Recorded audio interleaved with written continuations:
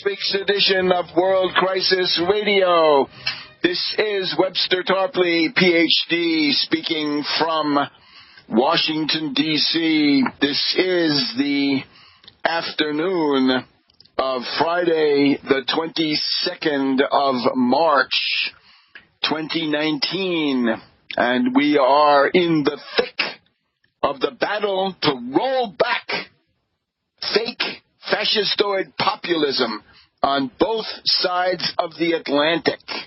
The populist experiment has been catastrophic for Great Britain, for the United States, and for other places around the world.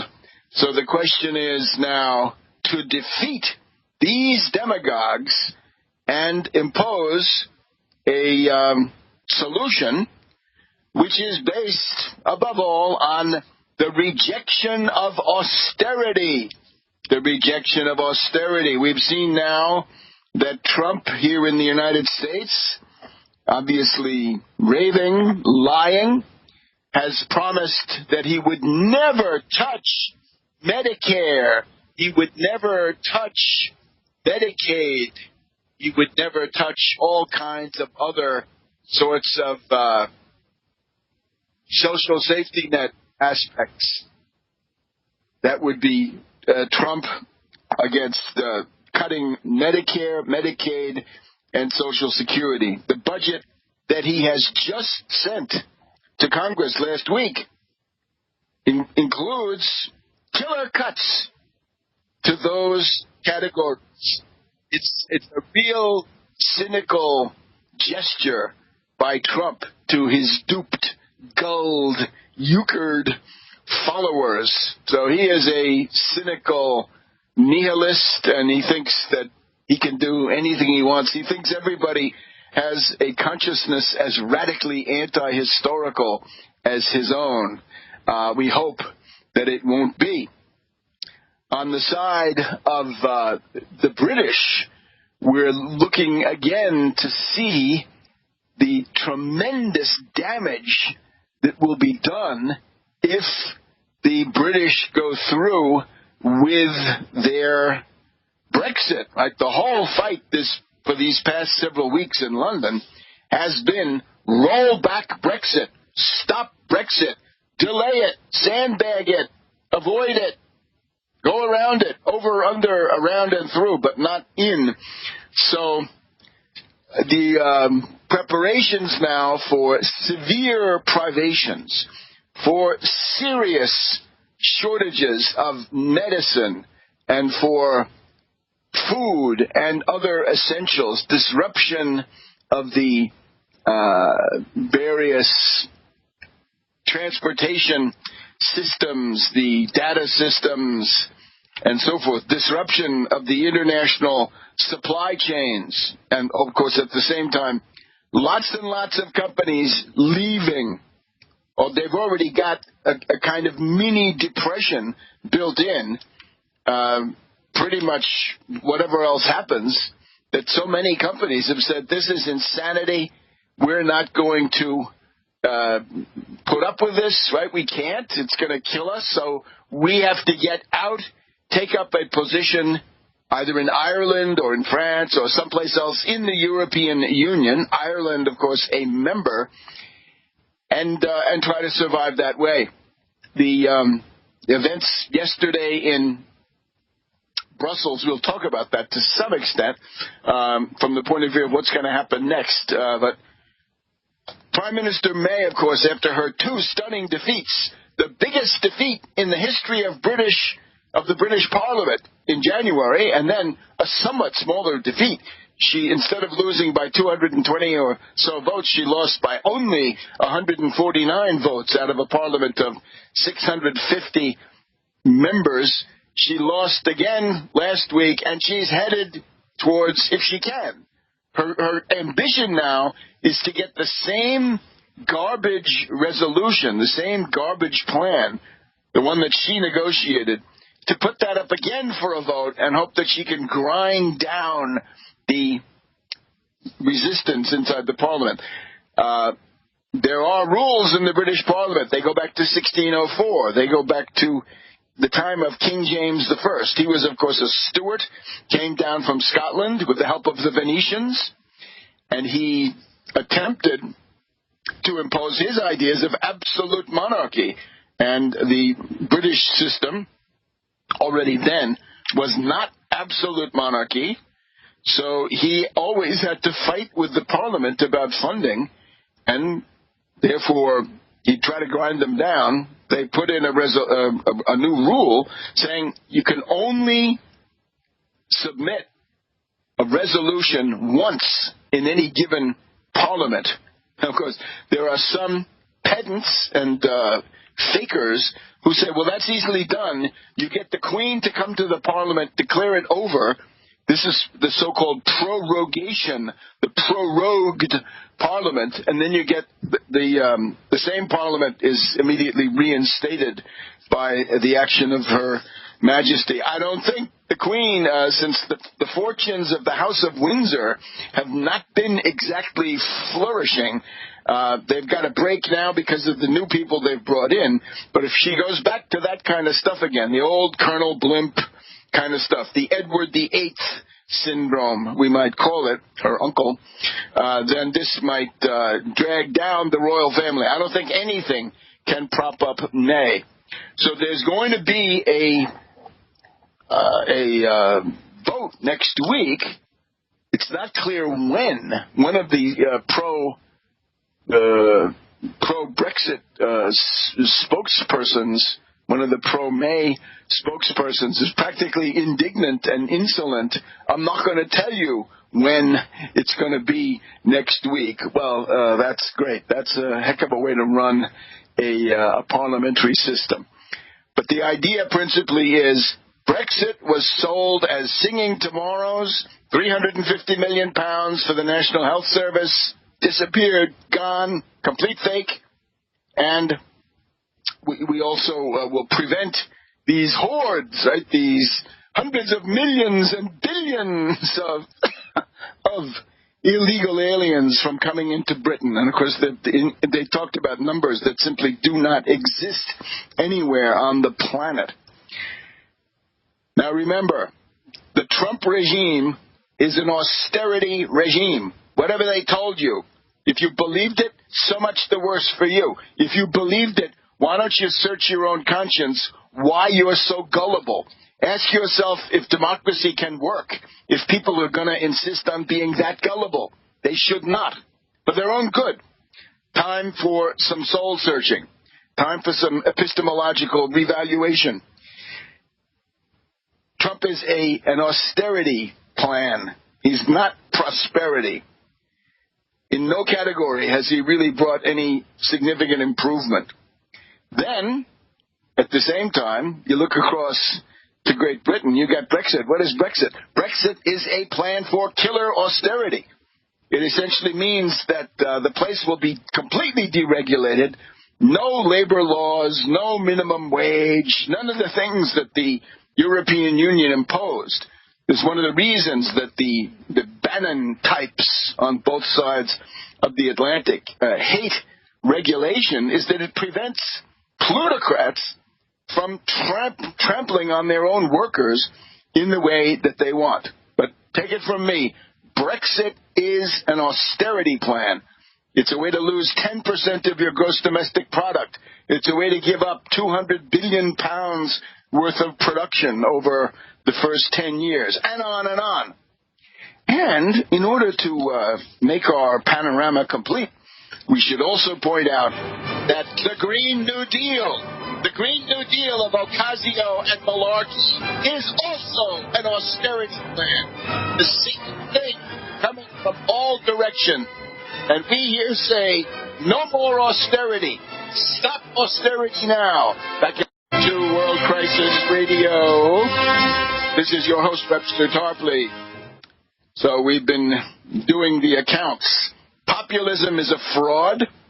Populism is a veiled form of fascism.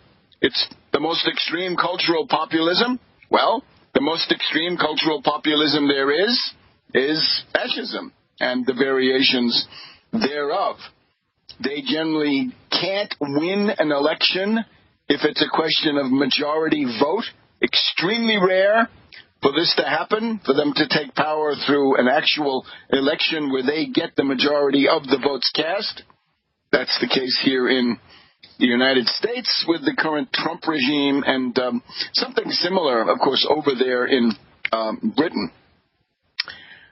We wanted to, however, point out right at the beginning, with Ocasio's mug on the cover of Time magazine. Let's see if we can delve into that a little bit later in the show, if we have time.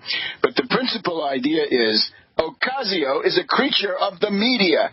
She is, on the one hand, the creature of some network. It looks like a Soros network. It has been alleged on published sources here on the Internet that it's a Soros network, right? She had this organizational backing, Justice Democrats and Brand New Congress. And there will be some investigation of that unless it is stopped. I don't think it should be stopped. If the Democrats want to have a good, strong case argument for going after Trump, they can't simply sweep these things under the rug. And I think there may well be something there. But anyway, this was supposed to be a grassroots candidacy from the Bronx, and turns out not to be so. This turns out to be a wealthy suburban person from Westchester County, north of New York, right? The richest suburb, or one of the richest suburbs of New York City. And she's put in a position where she's got at least $1 million to move around, however she did it, legally, illegally. $1 million. Now, that doesn't sound like any grassroots shoestring campaign that I've ever seen or been in, because I've seen them and I've been in them. I have done it myself. And you don't get $1 million from wealthy financiers or even gentrified upper middle class types. You don't get that if you're really from the pavement, if you're really from the grassroots. Again, it's not, there's no grass, but the pavement, right? So this is fraudulent, and the legislation that she brought in with Senator Malarkey of Massachusetts is essentially a recipe. It's a recipe for Russian and or Chinese world domination. That's clear. I don't think her supporters ever thought of that. I doubt she ever thought of it. But it's also a way to destroy the existing standard of living and to bring on M&M, morbidity and mortality, in a massive way. If you want to stop using coal, stop oil, stop gasoline, stop diesel, stop nuclear. This is the one that shows the insane irrationality of this, right? Okay, you don't like carbon. Okay, if that's your ruling passion, right, your maxim is no carbon, then you can say no coal, no oil, no gasoline, no coal, none of these other, no natural gas. But how about the idea of nuclear? Well, they don't like that. How about at least the future promise of thermonuclear, right, of nuclear fusion, thermonuclear fusion? Nope, don't like that. There are even some, I've heard rumors now that they don't even like hydroelectric. So this is an irrational cult. And it's been created by the media, and they're obviously attempting with this Time magazine cover to keep it going. Now, if we saw some somewhat more level-headed politicians, right, Elizabeth Warren and a couple of others, they have realized that you can't, in today's Democratic Party, the prevalence of mush heads, people who don't have brains in their heads, but hominy grits, cornmeal mush, polenta, these people, the mush head base of the Democratic Party will reject you. You will be thrown into the outer darkness where there's much wailing and gnashing of teeth if you don't sign on for the Green New Deal. Now, fortunately, this is an extremely vague concept. And Elizabeth Warren had a very interesting town hall on CNN earlier this week. We reported it on our evening program. And what you could see what Elizabeth Warren was doing was attempting to finesse this problem to say, I'm for it, and my understanding of what's in it is this. And if you do that, you can do somewhat better. And in reality, we had Ocasio herself going on the Colbert Show somewhat earlier this month and saying, well, the Green New Deal is a resolution. It's not a detailed appropriations bill. It's not anything so specific. It's simply the idea of a general direction you want to go in. Well, it's a terrible general direction, but you can see, don't give up the ship just because somebody feels compelled in a Democratic primary, which is sort of the romper room, right? When Corker said the White House is adult daycare, what a Democratic primary is, right? You've got one group that's going around there trying to refight the factional battles of Trotsky and Max Shachtman. And this seems to be, by the way, Bernie and Ocasio and others, right? The forces of democratic socialism. They say, well, we've got to have these anti-capitalist measures. The real fight is against capitalism. Unfortunately, few are the ones who believe that. Notice also how important it is for them to totally ignore the real New Deal, not this Green New Deal, this fraud, but the real Franklin D. Roosevelt New Deal, which is simply more successful, more effective than any form of socialism has ever been. It happens to be the most effective form of human organization ever devised. It happens to be the first time that the middle class became the numerical majority of the entire society. That's the New Deal. I think these people know very little of the New Deal. What I see is Bernie Sanders in Brooklyn in 1950s into the 1960s before he went to Vermont. Brooklyn College in particular, the center of this Jacksonite democratic socialism, which was simply the kind of socialism that the U.S. government was during the Cold War. There's nothing of it that used Jackson when it was a big Bay of Pick. And take it from back in a minute. To World Crisis Radio, up here in Washington, D.C.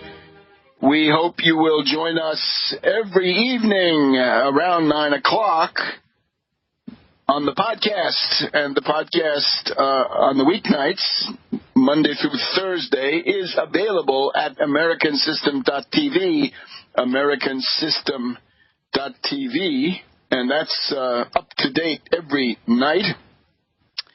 And the usual method here applied.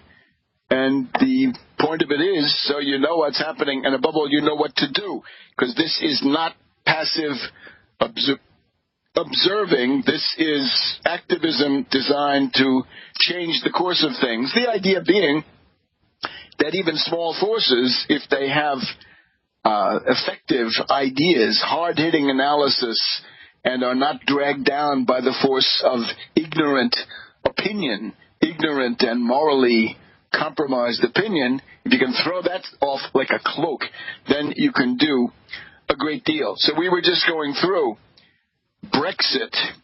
This is now in the center of everything. You'll see how much. But for the British, it's the last weekend. It's maybe not the last, but it could be the last. So if things go poorly, it might be the last weekend before this lunatic plan for Brexit is going to be carried out. If Britain goes over the edge into the abyss, and there are powerful forces that want precisely this, they say, well, the best way to begin Brexit is to go into the abyss, and that will allow us then to cut wages, bust unions, scare the hell out of the workers, and create a general atmosphere of terror. We'll be able to use scab labor. We'll be able to shut down so many of the aspects of civilization, and we will then become a low-wage production area. But above all, the bankers for Russia, for China, for international organized crime, right? For Xi, for Putin, for the mafia and the mafia. All kinds of money laundering, dirty money, flight capital, all the rest of that, right? If you thought that Jersey and Guernsey were offshore, London will become offshore. The powerful regulatory apparatus of the European Union gets in the way, and this is really why they want to leave. It has nothing to do with benefits accruing to the poor, bleating pensioners of the central parts of England. Those people have been duped. They are essentially being sold out by these unscrupulous salesman-type leaders. So anyway, we have heard, I hope you've heard, some stories about the problems. The Port of Dover is going to have to shut down, essentially. Here's an article from January in the London Daily Mail, which points to the fact that the British are going to do triage. The usual triage. Are you going to take your medicine or are you going to eat? Well, in this case, the friendly Brexit regime is going to do that for you. The Health Secretary, Matt Hancock, told the Parliament in late January that if the UK crashes out of the EU, that's the no-deal Brexit, medicine shipments will be prioritized over food to ensure supplies are not disrupted. Does that sound like singing tomorrows? Does that sound like a new renaissance of the National Health Service? You'd have to be an absolute cretin, an imbecile, a nitwit to believe that. A moron, I might add. So, if you're not those things, and I'm sure in Britain still, there's a strong, I think a majority that reject that kind of non-thinking. There's going to be a demonstration. Now, by the time this is heard around the world, the demonstration will be partly over. But let's go through it anyway, because this is what you want to keep up with around the world. So it's a demonstration for staying in Europe. It's amazing. Things are so degraded now. You have to demonstrate in favor of an obvious geographical fact. Britain is part of Europe. Yes, indeed it is. So the march is march in downtown London, Saturday, March 23rd, the first day you can hear this program, Saturday, March 23rd. Go to London, meet at Park Lane in central London around noon. The meeting point is just north of the Hilton Hotel. Then march to Parliament Square, Westminster, right, where speakers will advocate the people's vote. The people's vote means the public vote. It means the second referendum, and this is democratic faith in the people, that the British people have understood enough out of this idiotic, unending debate, that the way to get out of this is not some flight forward into the abyss, but it's simply shut it down, turn away, save yourself, don't sacrifice yourself for ideology. Whatever this referendum was, it was not a suicide pact. So don't let it be a suicide pact. The march will travel down Park Lane along the eastern edge of Hyde Park. Well, Hyde Park Corner, of course, sounds like it's not far away, because that, I think, is Hyde Park Corner has got to be the northeastern edge, so they'll be going by there. All you guys, drop that stuff and use the free speech that counts. Turn left, walk along Piccadilly into Trafalgar Square, Nelson's Column, gotta be there, via St. James Street and Pall Mall. Okay, then down Whitehall, past May's office, right? There's the cenotaph in the middle of the road in Whitehall. This is the ministerial quarter, right, where the government offices are. But on the right, I think it's going to be number 10 Downing Street. That's May. I'm sure she's unlikely to be there. And end up in Parliament Square. If you want to see a good map, I'm getting this off the London Evening Standard.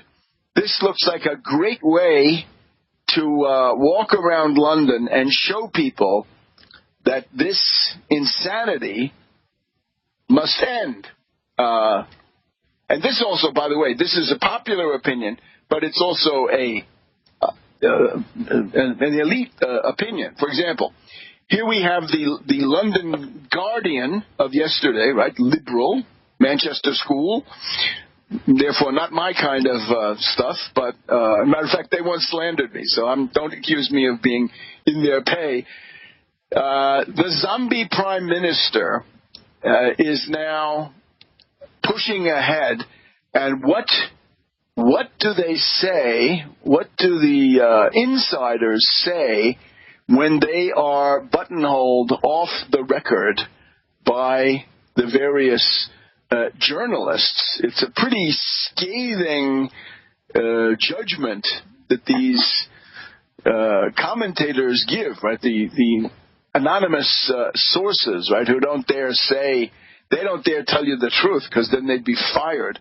May is increasingly unstable. So the judgment from these people, they say number 10, of course the Prime Minister's office, number 10 is run by lunatics. These are quotes. Quote, run by lunatics.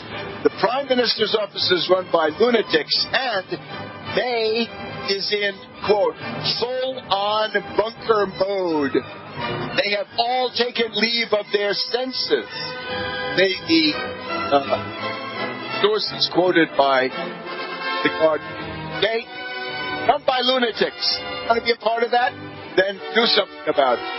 Welcome back to World Crisis Radio. It's our fourth segment here on the Friday, March 22nd edition. So in London on Saturday, if you're there or anywhere near it, this is the place to be, going from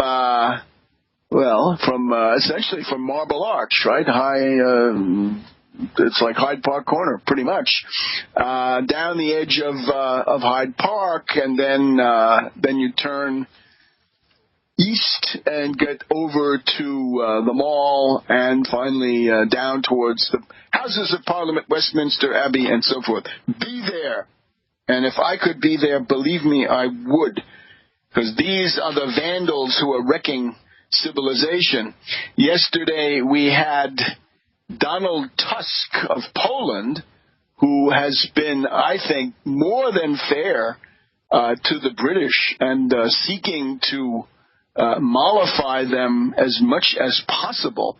At the end of his report to the press, he said, there's a special place in hell, essentially, for those demagogues who went out and campaigned for Brexit without having the least minimum idea, the most vague idea. They had nothing in mind about what Brexit would actually be, what it would do, and so forth. This was simply high-pressure, demagogical, lying salesmanship.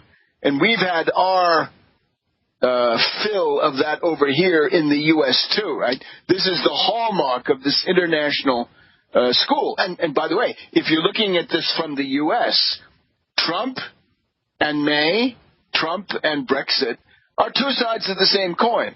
If Brexit goes down, Trump will be weakened. Figure that out. He's already said that having a second referendum would be unfair. Unfair to vote? Well, that's what May also seems to say. And he's, according to, I think it's Don Jr. today, saying, well, those British, right, the only problem they had was that they didn't follow all of my father's instructions. Well, to do what? To do what? The only helpful instruction would be learn to love the beauties of the status quo when the alternative is leaping off the cliff into the abyss. Because that's what these Brexiteers, these blue bloods, these Colonel Blimps of our time. All right, this is going to be oh God, all sorts of comparisons come crowding in, but you do get the idea. Now, here's another interesting point. There is a big demonstration, make it the biggest there's ever been. They're hoping for 700,000. Well, the Iraq War. The Iraq War could have been more destructive, but the Iraq War turned out to be not as destructive, at least for the people of Britain. But in this case, you're dealing with something that could, it could mean famine and plague, all the things that the economic dislocations can do damage, which in many cases is far beyond what a war can do. Of course, they often come together. Anyway, suppose you're somewhere else, right? Suppose you're hundreds of miles away. Suppose you're in the continent of Europe. Suppose you're in Canada, Australia, New Zealand. What can you do? Well, there is a website called petition.parliament.uk. Petitions to the UK government, United Kingdom government, and Parliament. So this petition is revoke Article 50. Article 50 is this mechanism. It's the secession mechanism. It's if you invoke it and impose it on yourself, then you're going to be thrown out in 2 years. That could happen a week from today, at least a week from Friday. It could be the 29th of March at midnight Western European time. Don't let it happen. Get out there and fight. So revoke Article 50 means we want to stay. Not even referendum now. With May is so treacherous, and the situation is so chaotic and so far gone, and the demagogues are so shameless and impudent, and they lie and lie. Maybe they've been taking lessons from a certain character here in Washington. Then it's really the safest, by far the safest thing to do is to revoke Article 50. Just stay. Just call the whole thing off. May's appeal is, if you're fed up with this, then I'm on your side. No, you're not. If you're fed up with it, you say, let this end. And let this end means call it off. Status quo. All right. So the text of this petition, the government repeatedly claims that exiting the European Union is the will of the people. We need to put a stop to this claim by proving the strength of public support now for remaining in the European Union. A people's vote may not happen, so vote now. So sign the petition. How many have signed? I am looking at this right now. 3,624,754 signatures. 3.62, or even if we want to do some rounding, let's see. It's 3.623 million signatures. Now, in British history, I'm just doing this off the top of my head, the biggest petitions that I can recall were in the 1840s by Chartists. The Chartist movement was a kind of not very radical, somewhat weak-kneed and somewhat fishy movement. But anyway, they were able to get millions. I think 3 to 4 million is about where the Chartists got. Now, this petition total is going up by about 1 million a day. If you take a look at the articles that were posted on Thursday, it's about 2 million. The day before that, it's 1 million. So the CNN article that sent me to this is from about, 2 or 3 hours ago, and that was when it just passed 3 million. So it looks like it's 600,000 just in 3, 4, 5 hours at most. So this could easily be headed, it could be headed to an astronomical sum. Now, all petitions, this is kind of like what we have at the White House, all petitions that get more than 100,000 signatures do get a debate, and it will be necessary to wait until Monday to get a debate date. The government will respond. The government responds to all petitions that get more than 100,000 signatures. So it's winning on all of those points. And this thing has been up for a while, and it's now attracted this tremendous attention, which I think it really deserved all along. So if you're someplace where you can't go to that demonstration, make damn sure that you get yourself on the scoreboard in the form of this anti-Brexit and repeal Article 50. Revoke it, junk it, abrogate it, finish. And therefore, that would be an important contribution. And then find other ways, right? If you're in one of those, I'm speaking to people that I feel close to, right? If you're in Northern England, if you're in Yorkshire, if you're in those places where places have been deindustrialized and looted by really all political forces, but this is a qualitative deterioration. This is going to mean hell on earth with it's going to be a super low-wage economy, deregulated. It's going to take all of the toxic ideology of the Tories and the Colonel Blimps, and it's going to impose that. So get active or face Eminem.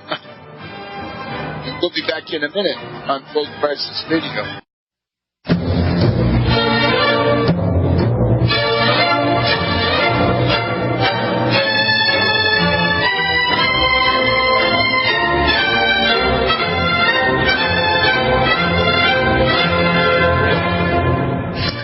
Welcome to the second hour of World Crisis Radio. This is Webster Tarpley, Ph.D., your host, coming at you from Washington, D.C. on the banks of the Potomac. It's now early spring and cherry blossoms in just a few weeks. Look it up.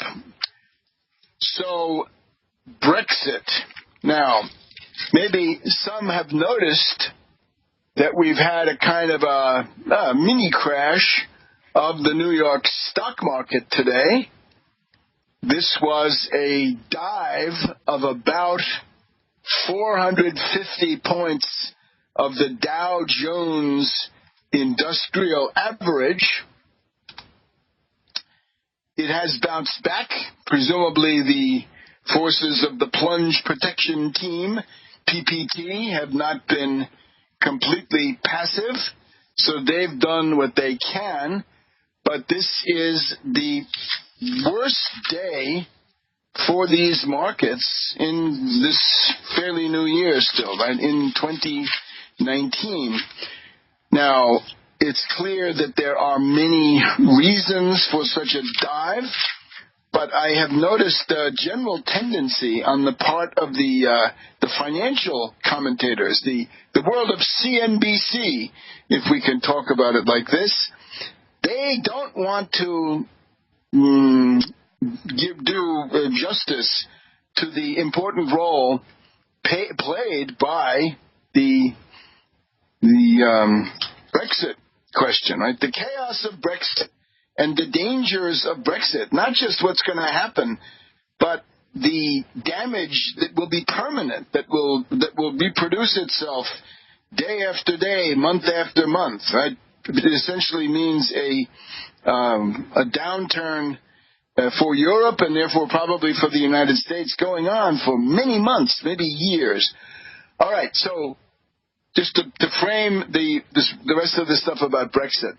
The Dow is now down, and it's just closed, right? We're a couple of minutes after the close. 460 points.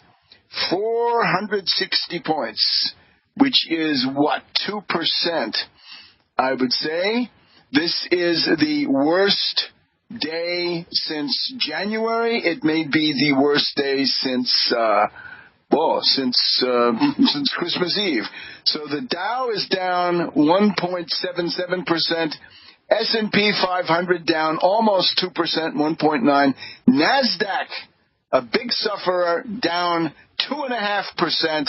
And Russell 2000 small cap down 3.43%.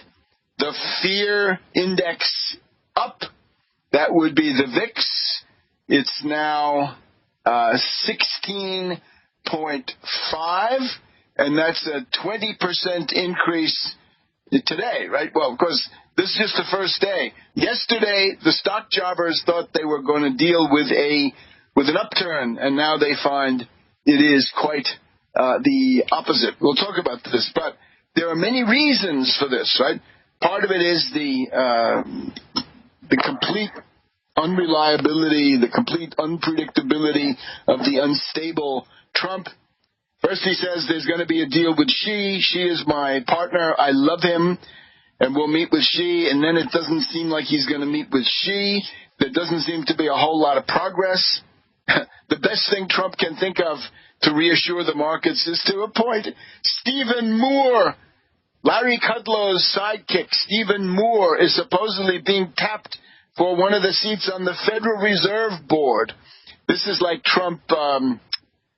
It's typical, right? He gets his own personal doctor should be the head of HHS or whatever it was, the Veterans Administration, or his personal pilot should be the head of the FAA. That kind of insanity that has led us to the current crisis of Boeing, right, through whatever direct or indirect means. Anyway, we've got this question here of what well, what's the cause? Well, I say one of the causes is Brexit. So let's just finish up on Brexit, and then we'll get maybe directly to the question of this other stuff, right? The stuff that we've just been mentioning. I would also have to add the visit of President Xi, the Oriental despot par excellence, the Emperor Xi, visiting Italy and seeming to want to take over all the Italian ports, the center of the Mediterranean. And it doesn't look like there's anybody in that government of airheads, that would be the Five-Star Movement and the racist Northern League. None of them, or indeed the amateur Prime Minister Conte, they never seem to have thought about the geopolitical angle. And, well, there are now many, many prognostications of the fall of at least of the Conte government, and maybe bad consequences for some of these people in terms of their political fortunes. All right, so the question of what happened this week with Brexit. This was now the attempt, one of the several attempts by May, to go to Brussels and try to get some kind of a deal that she could say has changed, and then at the same time she was looking for a delay in the action of the secession mechanism, the so-called Article 50. And this occurred on Wednesday evening. So the question was then with May, would they let her speak? Yeah. Would they give her an hour? They gave her more. They gave her 90 minutes. They were as nice to her as they could, and they let her make her plea. So she rapped on for an hour and a half. The quality of her speech was reported as very poor, that she was not eloquent, she was evasive, she was buck passing, and so forth. And therefore, at the end, the deal that was then offered, right, with all sorts of Eurocrats in the room. Merkel was in the room, Macron was in the room, the Dutch, the Belgians were all there. Well, everyone was there, 27 countries. So the result, here we have, go to, when events like this happen, do take a look at Webster G. Tarpley Twitter, because you'll see that I try to put these things up. Donald Tusk, once again, turns out to be a sensible guy. He's the president of the European Council, president of Europe, And he sums up the results. Right? The 27 countries of the European Union, responding to the British requests in a positive spirit, say, okay, you can have an extension of the time under Article 50. The deadline is pushed into the future until the 22nd of May. But that's got to be if you put up the May deal, the one that's been defeated twice already, right? Once the biggest defeat in British parliamentary history, the second time a mere 149 votes of defeat. So Tusk, and this is all of these governments saying that you can you can stay inside the European Union until the 22nd of May if during this last week now in March you can pass that deal. If you don't pass that deal, next week you've then got to you're going to get an extension until April 12th. Less, in other words, about 2 weeks at most.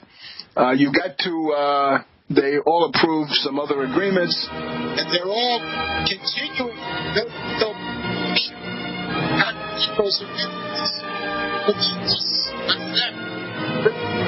In a minute.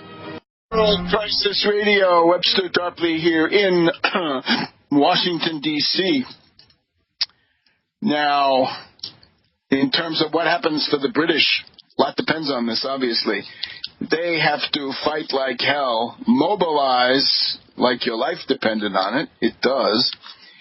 And the point is, there's going to be, apparently, if we can trust May, hard to do, or her spokesman, there's going to be a vote this coming week. In the last week of March, there's going to be a vote. Now, presumably, unless May tries some really dirty, cheap, rotten, low-down tricks, the date for leaving, the automatic guillotine date, is no longer March 29th, but it's going to be either, as we've just heard, the 22nd of May, if she can pass the deal this coming week, or if there's nothing passed in terms of deal for leaving, then April 12th.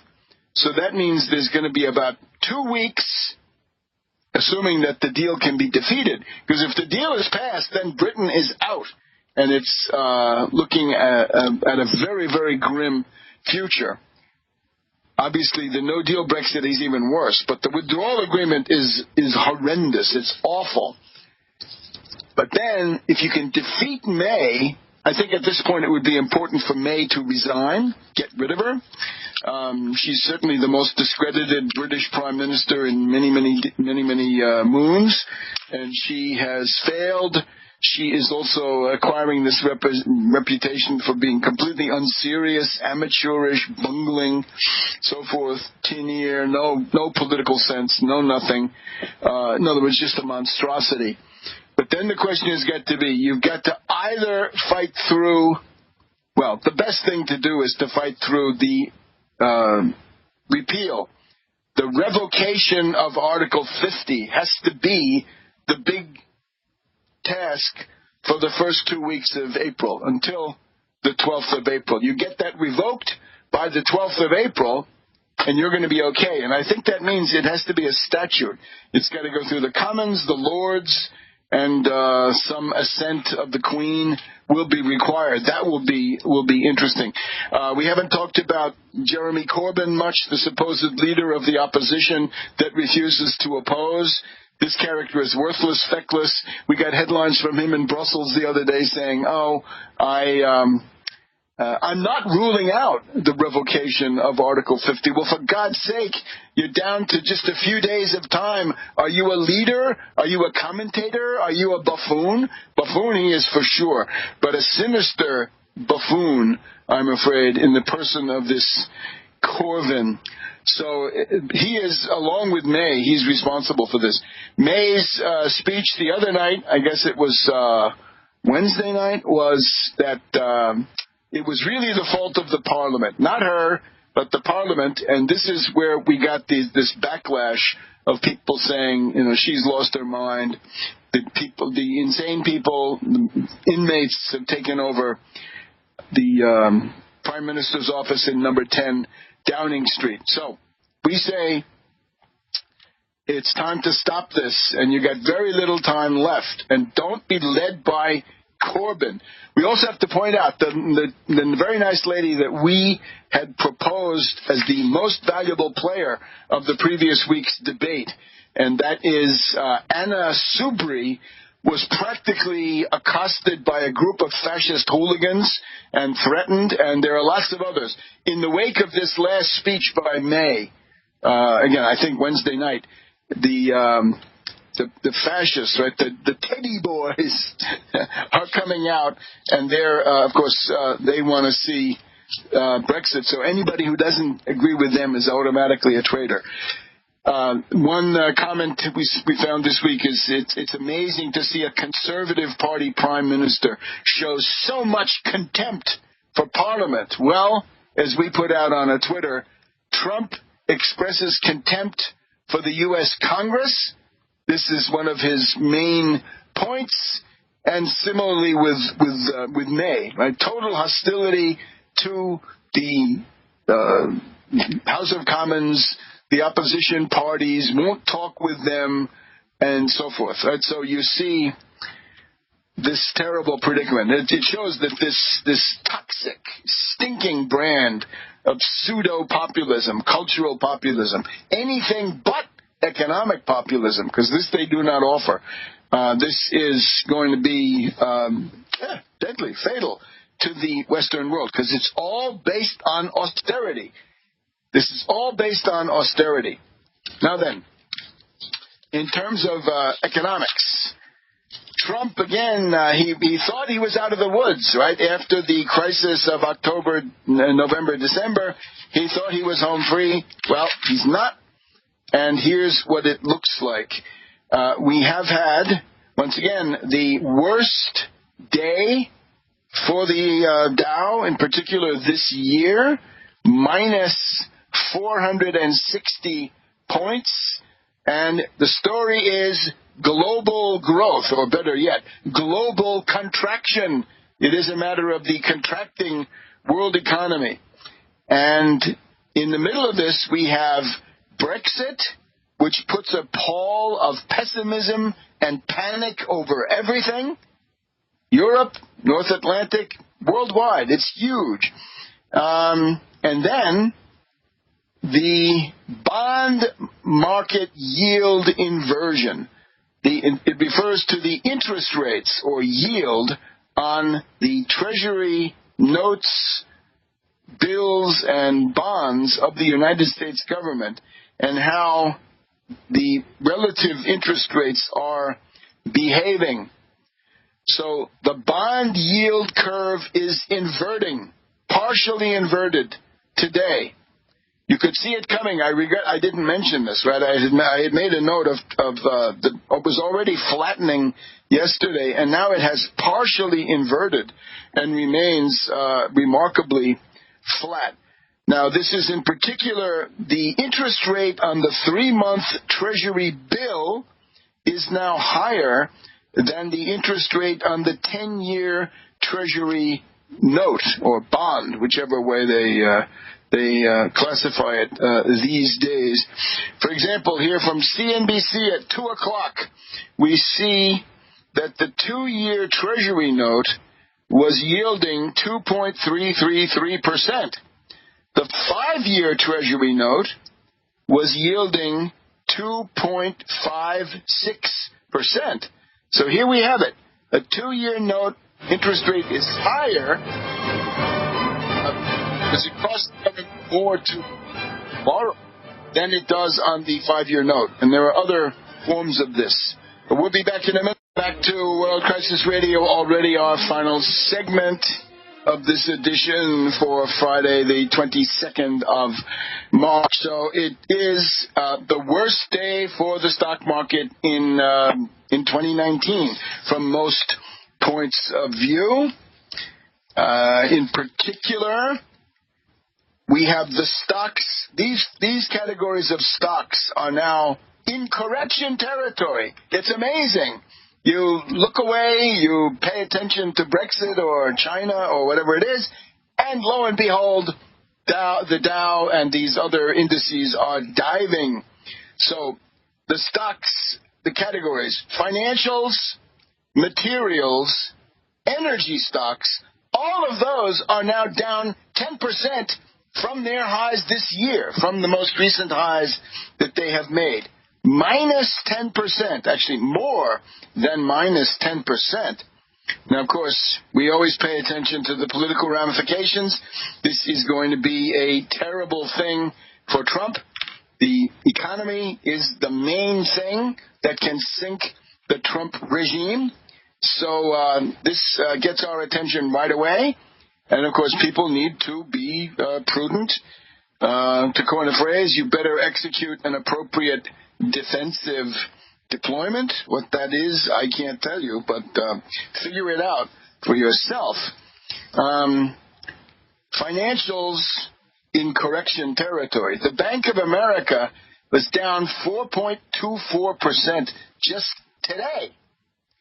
To add to the gaiety, we have the federal United States Treasury budget deficit, the biggest in history, $234 billion. Look, he's the king of debt. He told us. He warned you. He's going to be great with debt.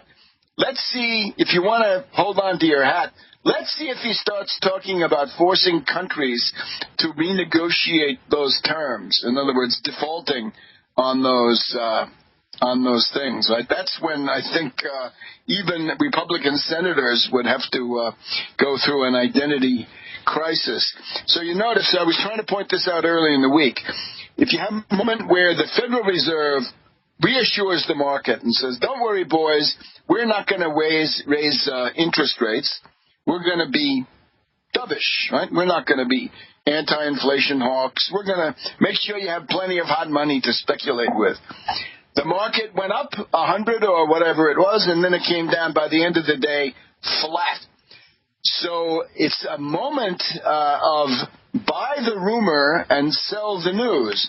That is, a lot of good news has been priced in fatuously by these stock jobbers. They think that's all sort of in the bank. Fed restraint, Fed dovishness is already built in.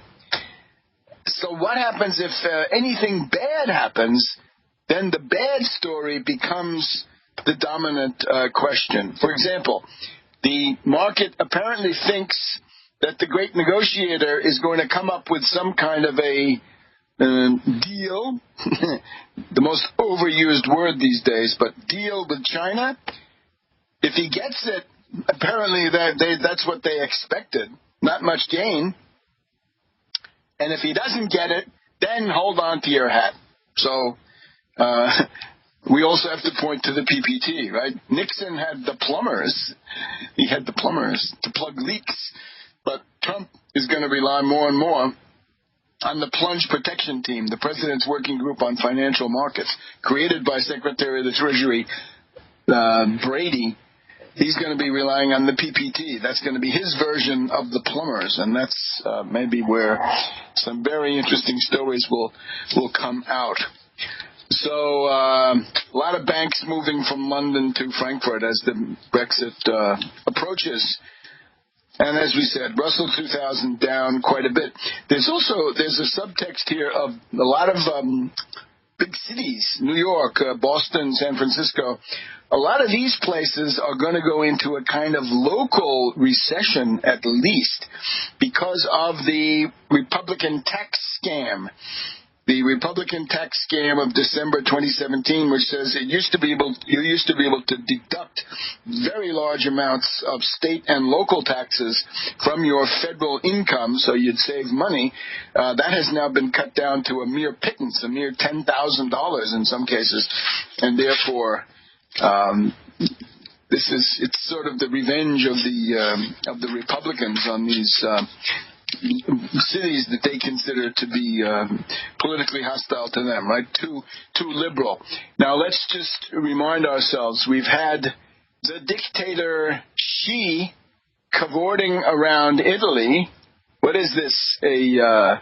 An emperor on his procession around his domains? It's something like this. And we're told that Italy has signed a memorandum of understanding. Is that binding? Is it not? We're going to find out, because that's going to be very controversial. Notice also, U.S. media ignore a huge event. The Mediterranean, the southern flank of Europe, Italy right in the middle, China now coming in, taking over the port of Genoa. We're told, according to the Sussidiario newspaper, Xi has repeated his strong interest for infrastructure and especially the logistics of ports. What is this? He says, essentially, I want Genoa, I want Trieste. Now, Genoa, of course, at the the northwest side of the Italian peninsula. Trieste over there on the northeast side. Palermo off on the west coast of Sicily, right, in literally the middle of the Mediterranean. And then Ravenna. Ravenna is about halfway down the east coast, sort of the middle of the Adriatic. Sussidiario points out that the way this is going to work can easily turn into a debt trap, una trappola del debito. So there are lots and lots of risks. The Italian government has gone into this very, very foolishly. They have not sought consensus with the European partners, and they have whatever they say. They have not really fixed this up with the U.S. Therefore, there's going to be some kind of a geopolitical backlash. The other thing is it's based on secret diplomacy. How do you like that? There's this memorandum of understanding that says Italy wants to join the Belt and Road, and the details, right, where the devil always is to be found, these are not made public. So it's all the demagogy and the garbage about the new Silk Road, and it's essentially a tremendous power grab by the Chinese in the middle of the Mediterranean. Who knows if they control, for example, Trieste? You remember the Venetians considered the northern Adriatic as the Gulf of Venice. And they said, we have the right to screen all shipping in the northern Adriatic, right? This was a mar clausum, a closed sea. The U.S. position is always, still today, open seas, freedom of navigation. If the Chinese get into the middle of the Mediterranean with their characteristic outlook, then that is not promising. So we're considering, we've been told this prime minister who did this bungled, idiotic operation, which is humiliating and very, very grim for Italy, that Conte is quite possibly on his way out, especially if Trump figures out that he's been had. We're also told that one of Putin's new missiles. Welcome back to World Crisis Radio, our last segment of this edition here. This is the last segment, and we've got to just remind ourselves this is a Friday. Every Friday now in Washington, D.C., there's a kind of hysteria, sometimes more, sometimes less. I think today, significant hysteria. Some of the cable news networks are staking out Mueller's house, Rod Rosenstein's house, certain areas around the federal courthouse down there at the foot of Capitol Hill, and other stakeouts all around town. And the idea is that they want to know first, before anybody else does, whether this is going to be the Mueller report, the Mueller indictments, or whatever else, right? The end of Mueller or the beginning of the really intensive phase of Mueller. Now, Rosenstein, let's remind ourselves, Rosenstein had, I believe, himself announced that he was going to be departing from the Department of Justice now that Barr, Donald Barr, the very dubious and highly authoritarian exponent of the unitary executive and similar anti-American constructs. Well, it was expected that Rosenstein would be on his way out, but no, he's going to stay for a while. And the interesting line about why is he staying is that he's staying as a kind of heat shield. He's there to somehow shield Mueller and his people from what is thought to be a rage fit, right? A flame alert against Trump. Meaning, I would say, if you need a heat shield, you're not departing from the scene. It's that you expect to stay and you expect some serious hostilities there in the meantime. So, we have an interesting, strange op-ed by Comey. This reminds us of how unreliable, how deceitful, how two-faced and duplicitous this Comey is. What a megalomaniac he is. He's done some damage to Trump, mainly by getting himself fired, and that's fine. But that doesn't mean that Comey is worth a nickel in terms of statesmanship or anything of the sort. So he writes this op-ed, and he says, there looks like Trump is unfit for office. Do you care about the result? I have no idea whether the special counsel will conclude that Mr. Trump knowingly conspired with the Russians in connection with the 2016 election, or that he obstructed justice with the required corrupt intent, Comey wrote. This is a summary of the New York Times op-ed, I believe, of yesterday. I also don't care. I care only that the work be done well and competently. But he does have one hope. Listen to this. You'll be convinced that he's a worthless individual. His one hope is that Trump will not be impeached before the end of his term. He says instead, focus on defeating him in the election with some other candidate in 2020. This is foolhardy. Here's the exact quote from Comey. I don't mean that Congress should not move ahead with the process of impeachment governed by our Constitution if Congress thinks the provable facts are there. I just hope it doesn't. Because if Mr. Trump were removed from office by Congress, a significant portion of this country would see this as a coup, and it would drive those people farther from the common center of American life, more deeply fracturing our country. Now, if you've listened to what I said about Theresa May, this is similar, right? Her excuse is, if you don't act on that old referendum from 3 years ago, which was drugged and manipulated, then it means a lot of people are going to lose faith in democracy.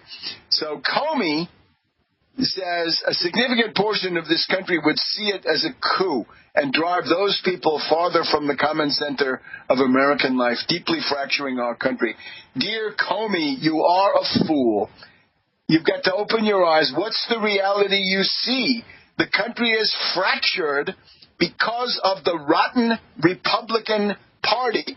The answer to this is not the appeasement of the Republican Party. It's not to let an unfit president stay in office with his hands on the nuclear button for the next 2 years, almost. That is unacceptable. The risk is too great. What he doesn't get is impeachment as a barrier, as a preventative to future harm, present and future harm. The nuclear launch codes are one good example, but there are also ways that you can do grievous damage with the wrong economic policies, and he's headed in that direction too. There are also the sins of omission. We have the report that we reported on this week in the daily program. Get yourself Defense One. Go to the Defense One website. Pentagon wants to test a space-based weapon in 2023. This is exactly what is needed to deal with Russia, China, North Korea. Some say Iran. We're not too enthusiastic about that. We don't see that part. But it doesn't matter. Once you've got these orbital lasers and orbital particle beams, you can deal with any incoming threat. And every one of those missiles spells genocide against the American people. So if you say you don't want this, you're advocating genocide against the American people. That's for the benefit of the mushheads over on the left. But the total money that Trump is willing to put into this, $304 million, $304 million, make that 30 billion. Make it at least 10 times, but probably 100 times, right? Make it at least 3 billion. Better yet, make it $30 billion for a crash program, because you're talking about the destruction of all of these big cities and everything else. The unstable, irresponsible behavior of Putin and the ocean grabbing of Xi. This is intolerable. You can't assume any kind of stability. So anyway, that's a sin of omission, right? That a real president would say, this has got to be funded. We've got to gear up. Manhattan Project, let's go. But not Trump, of course. This would spoil his welcome in some future summit in Moscow where he can tour his Trump Tower, the things that he really cares about. So notice also Comey is oriented towards opinion. We're oriented towards national survival, first of all, and then towards prosperity, the general welfare, the common defense, domestic tranquility. We're for all that. But Comey thinks only of opinion. His other antics where he thought he did everything he did vis-a-vis Clinton and Trump because he wanted to preserve the reputation of the FBI. The reputation of the FBI is lousy. You think that it's a coup. You can't let that dictate your behavior. And the main idea is that the way to neutralize that opinion is to bust up the Republican Party. That's our goal. So if you like real solutions rather than this pandering to opinion, then this is the right place. Giuliani says there will be no more Mueller indictments. We're very skeptical. We'll see you next week here and Monday evening on the American System.